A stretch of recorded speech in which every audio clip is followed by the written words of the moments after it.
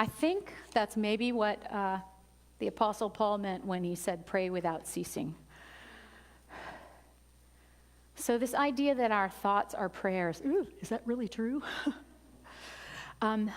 Years ago, one of my ministering mentors, Chris Chenoweth, you've heard me talk about him a lot, one of the most faithful people I've ever known. He was one of those people, I think this is what Jesus did. I think Jesus believed so strongly that when people were in that presence, their disbelief just didn't stand a chance. And that's kind of the way Chris was when he was praying. He believed it so strongly that your doubt it couldn't stand up to it. It couldn't hold up to it. And so I remembered very clearly, and he used to do this thing when he was going to say something really important that he wanted you to remember. He'd raise his hand. You know this is really important. Worrying is praying for what you don't want. Yikes. Yikes. Ooh, because I come from generations of worriers. My grandmother was a worrier. If you were 5 minutes late, you were dead on the highway. She was calling the hospitals. My mother was a worrier. Same thing. I have been a worrier. Unfortunately, I have passed that on to my daughter. I'm sorry. The buck stops right with you, honey.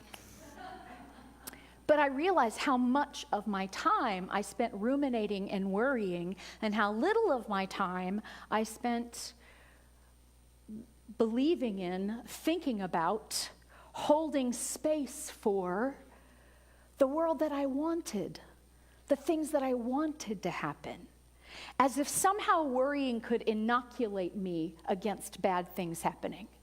I think sort of part of me was like, I'm going to pre-grieve so that when this person really dies, I'll be ready.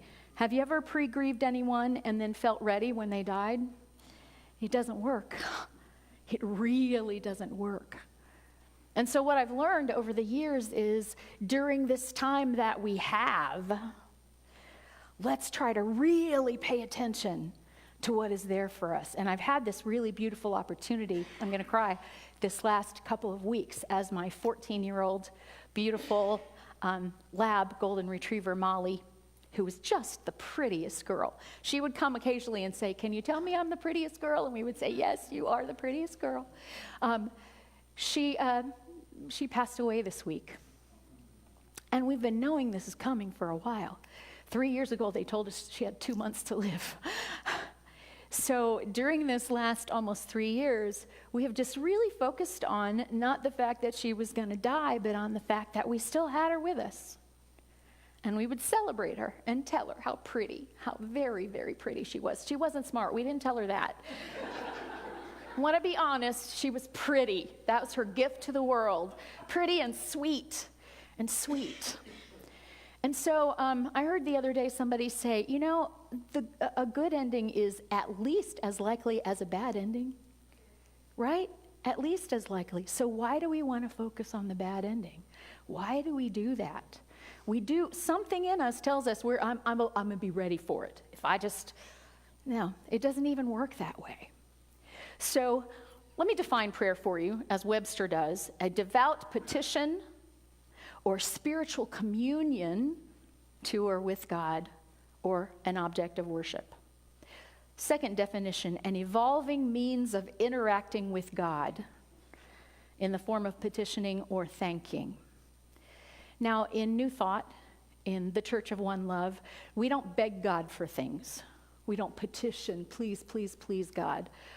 Because here's the deal. To petition God would be to say, I know what should happen in my tiny little human brain, and I know that the creator of the entire universe who sustains us on a momently basis with the very life of God hasn't got it figured out yet.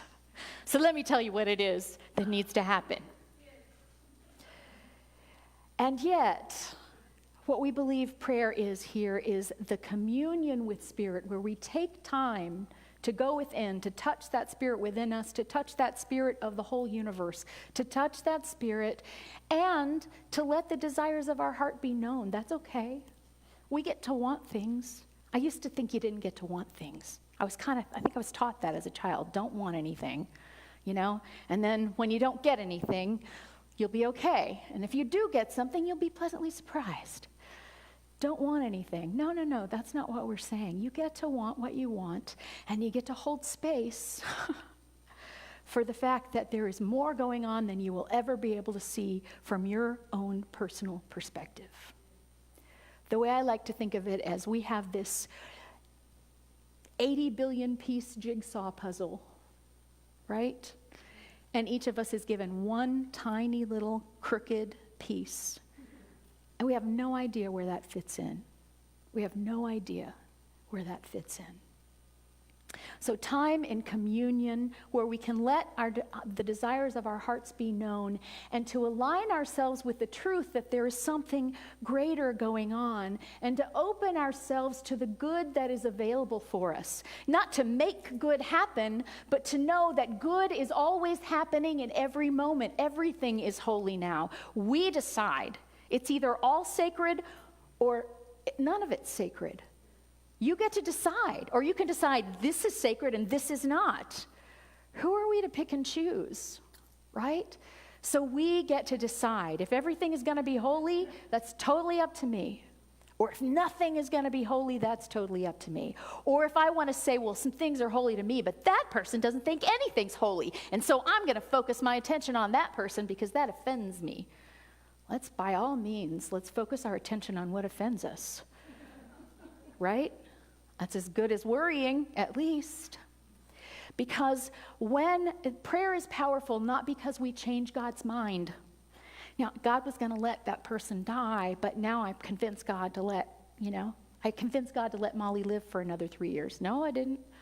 Molly was going to be what Molly was going to be. And we got to, 3 years ago, align ourselves with the truth that we might lose her tomorrow. And then more and more tomorrows kept coming, and we kept not losing her. And the cool thing was, the first couple of months we just would buy her a hamburger every day. She's 9 anyway. And after a couple of months, we're like, well, we don't want her to die of obesity, so we better pull back on the hamburgers a little bit. But this idea, and it's always true, that was a gift that the vet told us she's about to die, because we're all always about to die. And we forget that. We forget that it could happen at any moment, regardless of a diagnosis or a prognosis. And so we get to decide what we focus on. So if we align ourselves with the wisdom and love that Nancy prayed about that is always present for us, if we remember that, which it takes some time, if you want to remember something, you got to take some time to remember it, to commune with Spirit, to remember that we have available to us. We can align ourselves with the wisdom and love and truth of the universe, even if our little human brains don't understand it. And when we do that, our inner world changes. And when our inner world changes, our outer world changes. It is very, very true, even scientifically true, if you read very much about quantum physics, that we are in constant co-creation with what's going on in the world, and that everything is energy. So if your prayer energy is like the Pharisee in one of, I think it was Matthew, that was saying, "Thank you, God, that I'm not like those people." If that's the energy you're sending out, then yeah, you're going to feel all of the differences and all of the divisions and all of the pain that causes. And when you can, even for a little bit, the way I love Anne Lamott because she writes so truthfully. I love that she started that thing about, having to love, that these people were loved by God too. Inconveniently, it turns out, God loves those people too. Inconvenient to our little human selves, right? Because it's okay. It's fine to be human. It's fine to feel what you feel. And yet, we don't have to wallow in the lowest part of what we feel. We have the choice. So it's all energy. It's all energy, right? Everything that's matter is really energy appearing as matter. And every matter that's gone is really just energy that we can't see anymore, right? Nothing ever goes away. It's all always there. So we can be careful about how we spend ours, about how we spend our energy. We create the sacred, we create the profane, we create indifference.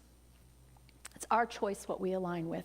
And yeah, sometimes I don't have it in me to love that guy or that woman or that situation. But that doesn't mean I get to indulge myself in fearing or hating or worrying about or catastrophizing over, right? What I can do is hold the space. God, I just can't love that right now. I just don't have it in me. If you can love it through me, I am open to that. And in the meantime, I'm gonna open my heart. I'm gonna hold a space that something good could happen in. I don't know what the good is. I don't know how it could possibly happen. I can't figure it out. But I'm gonna hold the space. I'm not gonna let go of hope. I'm not gonna let go of love. I'm not gonna let go of the peace that is mine when I remember the truth of who I am. So yeah, our thoughts, our prayers, we're always, guess what? God is always here. So in some way, we're always communing with God, but sometimes we're communing consciously. Yay, I'm making good thoughts. And most of the time, we're communing unconsciously. Right? And so our job is to bring it more into consciousness, is to bring it more into consciousness. So every thought is creating something, every single thought. Here's the deal. I believe it's what you dwell on. I don't think that karmically we're responsible for every horrible thought that crosses our brains. But when a thought comes, when a worry comes, when a fear comes, we have the choice to nurse it, to sit down with it, make it a cup of tea, and invite it to stay for the whole afternoon with us. We can invite other people over. Hey, guess what? Here's this horrible, fearful thing. You want to join me in this? Misery loves company. We can do that, or we can go, whew, that's a horrible thought, scares the crap out of me. I have no idea what to do with that. I'm holding space that something else could happen. Because the truth is, I don't know. I always think I know. I don't know. I don't know. Some things I know. Ask Bob. I'm right about a lot of things. But even those things I didn't know, those were things that just happened in the way that I happened to predict them, right? And then we think, I did that. Bob used to do this thing with the grandkids. They would stop at a red light and he would go, 3, 2, 1, go. 2, 1, go. 1, go. 1, 2, 3, go. And eventually it would turn green and he would say, look what we did. That is a metaphor for how we live our lives. Look what I did. Look what I did. Spinning my wheels, making stuff up. Look what happened. It must have been me. It must have been me. And yet we do have power. We do have power. And we get to decide what we give our power to. And the most powerful thing we have is love. The most powerful thing we have is love. I gave a sermon, a year or so ago about the difference between power and force. Force operates on this level. Force is about fear. I can make you do what I want you to do, perhaps, if I have enough force. True power doesn't make anybody do anything. Okay? Force is Herod, to kill all the babies. Power is Jesus saying, that's what you're saying. All I'm doing is walking around being myself and teaching people about love. So make of that what you will. That's power. That's not force. So we have power, and so we get to pay attention. I think that's one of a spiritual gift that's not talked about nearly often enough is our capacity to pay attention. Pay attention. We're doing things by rote. We're not aware. Try to be aware 1% more than you're aware right now, and I promise it will change your whole world. 0.5% more awareness than what you carry with you at this moment. Pay attention. And when you're really paying attention, you can find that sense of holiness in the world. You can find it, and if you can find it over and over and over and over again, and if every time you lose it, you open up and you hold some space and you allow yourselves to find it again, or you allow it to find you, which is a lot of times how it happens. But it doesn't find me when my mind is closed and my eyes are down. It finds me when I'm a little bit open, when there's a chink in the armor somewhere. That's how it finds me. So that holiness find me, and then I can create with my thoughts. And I'm talking about the holiness of a meal created with love, even if it's just like unwrapped and put on a plate with love. I'm talking about the holiness of taking a walk and being aware of what's actually there. The holiness of an encounter with any human being. Because inconveniently, even the ones we just really can't stand also contain the spark of the divine. And if they don't know that, it's because no one's ever showed them that before. And maybe you're taking a moment to try to see that in them won't make a difference, but maybe it will. Maybe it will. And whether it changes them or not, it doesn't matter. The moment of contempt you hold in your heart changes you. The moment of being able to hold space for the divine in another heart changes you too. It changes you to something more open, something more loving. And when you're more open, you are going to receive more gifts. That is the way it works. One way to let your thoughts be prayers that change your world is simply gratitude. It's just to start saying thank you. Thank you for another day with Molly. Thank you for another day that I have to vacuum twice in one day. Right? I didn't always say thank you. Sometimes I went, I can't believe I'm still vacuuming up after this dog. But thank you. When we can remember it, and you're not doomed. You're not going to hell in any literal sense if you don't.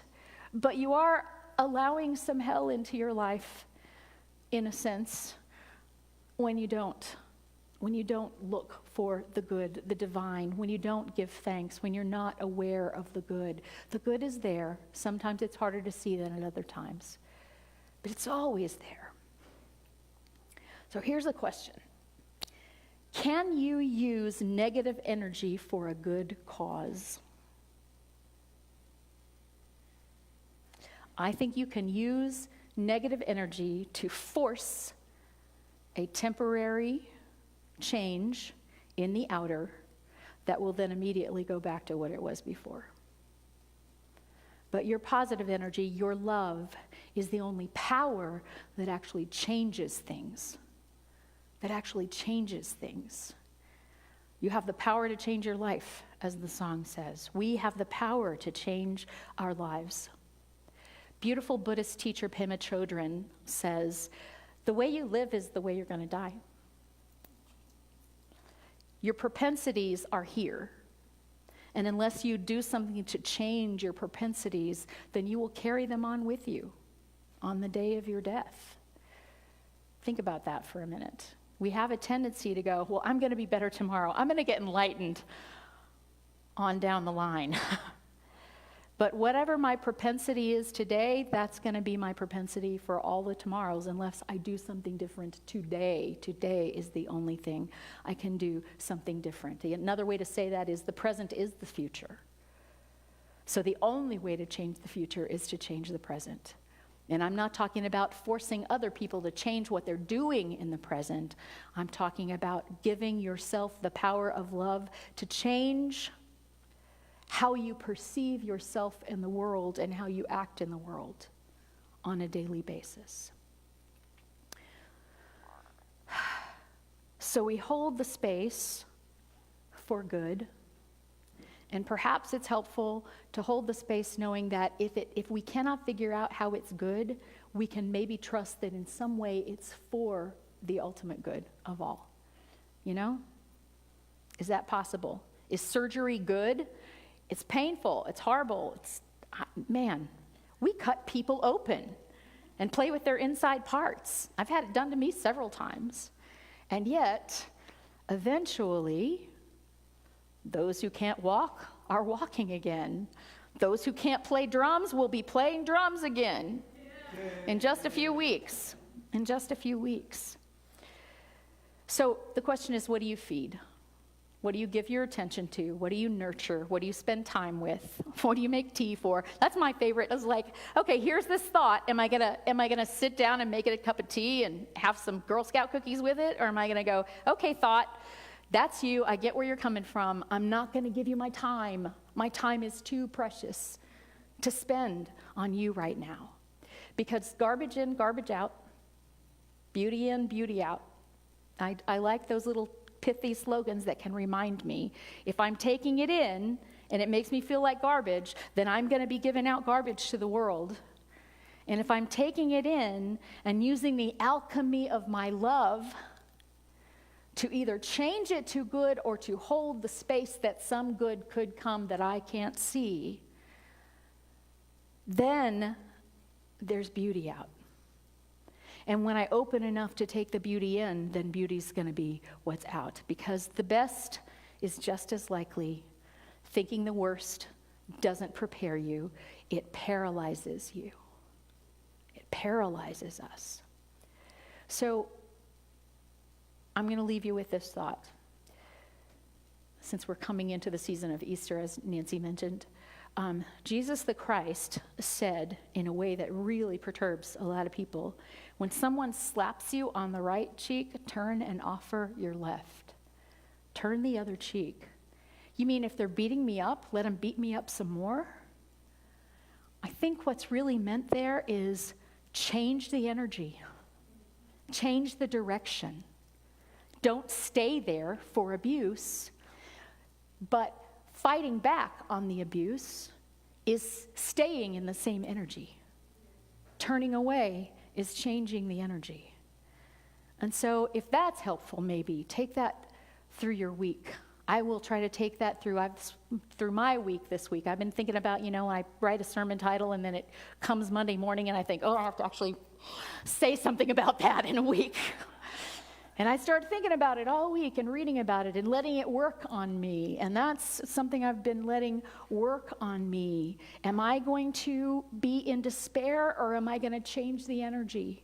Am I going to be in disgust and contempt or am I going to do my best to change the energy into acceptance, into hope? Am I going to be in fear? I don't know how to change the energy of fear other than to breathe. I can change the fear, the contempt into compassion. I know that at times in my life, I've acted terribly. And I know the reasons why I acted terribly. I was hurt, I was in pain, I was hungry. I'd never been taught anything better. Somebody treated me bad and I was just reacting in the moment. We know these reasons for ourselves and we give ourselves a break for it, or we think we're giving ourselves for a break. So much of the time we just bury it, but it's harder to give other people that same break. And I love how she said some people were never taught that they were even lovable. They don't even know that's a thing. Think about that for a minute. What if you didn't know that your own lovability was even a possibility? And we can have compassion for that. And that changes the energy. Does it change the energy for them? None of my business. It changes the energy for me. And that is my business, always. Blessings.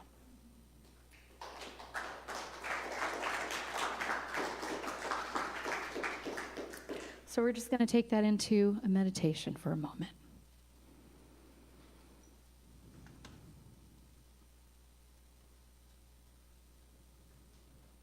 I invite you to just get into a position that allows you not to have to think too much about your body. So not a position that's cramping or hurting or that you're having to hold artificially, but some position that just allows you to be in relaxation. And then to breathe.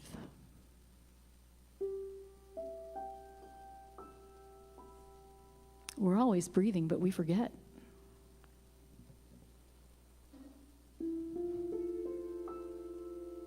And so take a moment with the next breath to say, thank you. I didn't even ask for that. I didn't do anything to make it happen.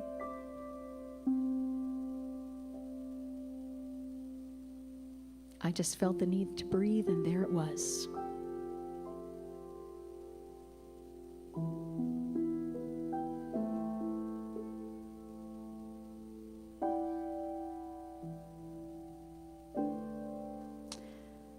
And when we sit in this relaxed place with our breathing, this is the time that we take to go, this is my opportunity to commune with Spirit. Not to try to change God's mind, but to breathe into the possibility that God actually has this in some way that we can't see.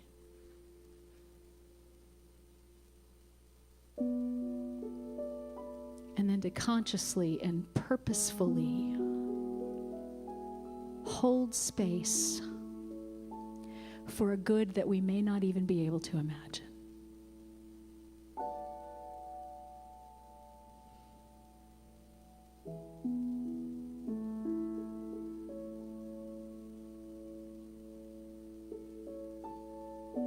The beautiful thing about this communion with Spirit is the pressure's off. We don't have to figure it out at all.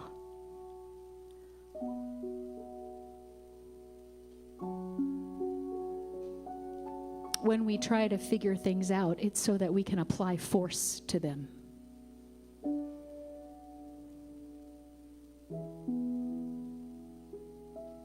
When we allow the truth of who we are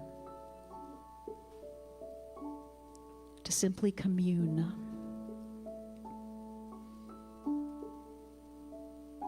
with the presence and the power and the love, the peace and the joy of the One,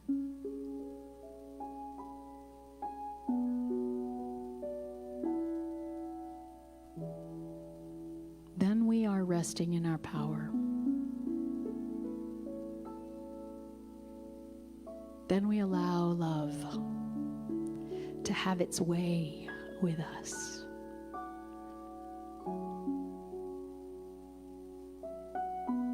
Sometimes in meditation, I just sit in a chair and I go, okay, God, love me. I'm just going to let it happen. Not going to do anything. Just going to sit here. No mantras, no mudras, nothing fancy. Just going to allow the love that I believe is there to come into me and have its way with me and in me.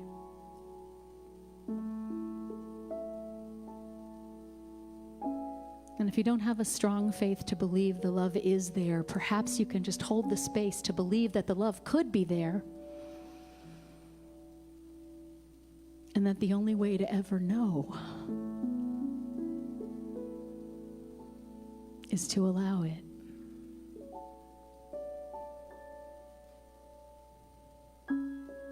To consent, to say yes. I say yes to love. I say yes to love. I say yes to love.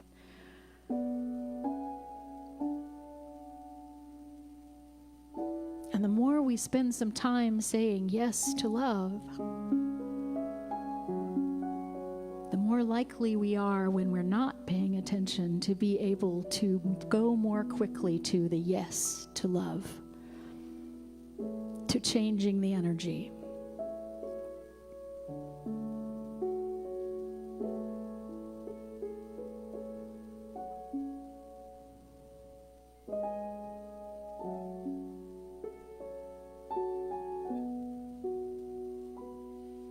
As you hold that space for the yes, for the possibility of love and goodness and true power,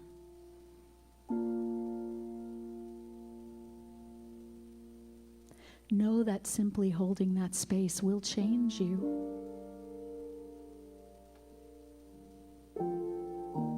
And the more you practice it, the better you'll get at it. The more we practice it, the better we get at it. I'm not preaching to you, I'm preaching to me. Always.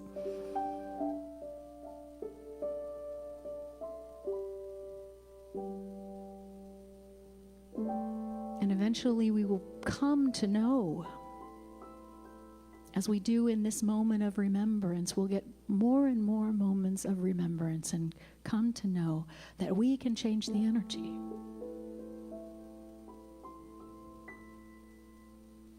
That holiness is not somewhere else, it's here.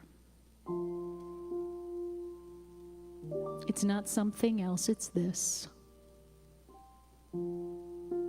It's not some other time, it's now.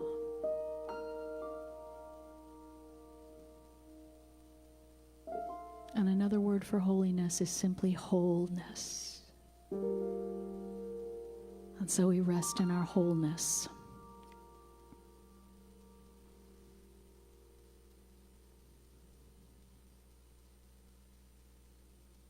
Saying yes. Yes to God, yes to love, yes to power, yes to freedom. Yes. Yes.